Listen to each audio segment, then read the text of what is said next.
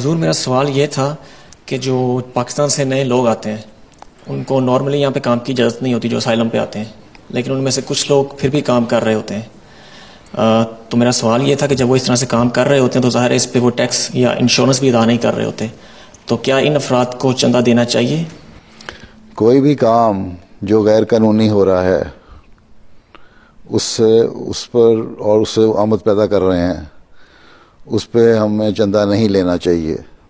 اس لیے جن باتوں کو میں پتہ لگتا ہوں، میں تو کئی خطبوں میں بھی کہہ چکا ہوں کہ تم نے ٹیکس نہ چوری کرو، ٹیکس نہ بچاؤ، یہ غلط طریقہ کار ہے۔ پھر یہ ہے کہ اگر تم غلط کام ویسے شرعی لحاظ سے بھی غلط کام کر رہے ہو، شراب بیچ رہے ہو، جس کے بارے میں آنسر نے بڑی حدیث ہے کہ شراب بیچنے والا، شراب کشید کرنے والا، شراب پلانے والا، شراب بنانے والا سب لعنتی ہیں، جہنمی ہیں۔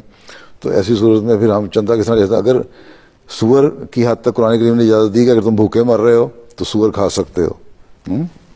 سور بھی ایک ہمارے لیے ایک بہت بڑا ہوا بن گیا ہوا ہے۔ لوگ سور کا سر مسجد میں لا کے رکھ دیتے ہیں، سمجھتے ہیں کہ ہم نے مسلمانوں کو جذبات ابھار دیے، تو حالانکہ جذبات ابھارنے کی ضرورت کوئی نہیں۔ سر پڑا ہوا ہے تو تم ان سے کہو 3-4 اور لا کے سر رکھ دو، ابھی خاموش ہو جائیں گے۔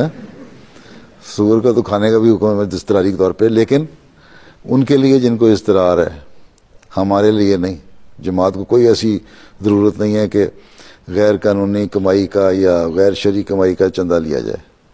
جو کرتے ہیں وہ غلط کرتے ہیں، اور انتظامیہ کو، میں خطبوں میں کئی دفعہ کہہ چکا ہوں، انتظامیہ کو، ٹھیک ہے۔ جزاک اللہ حضور۔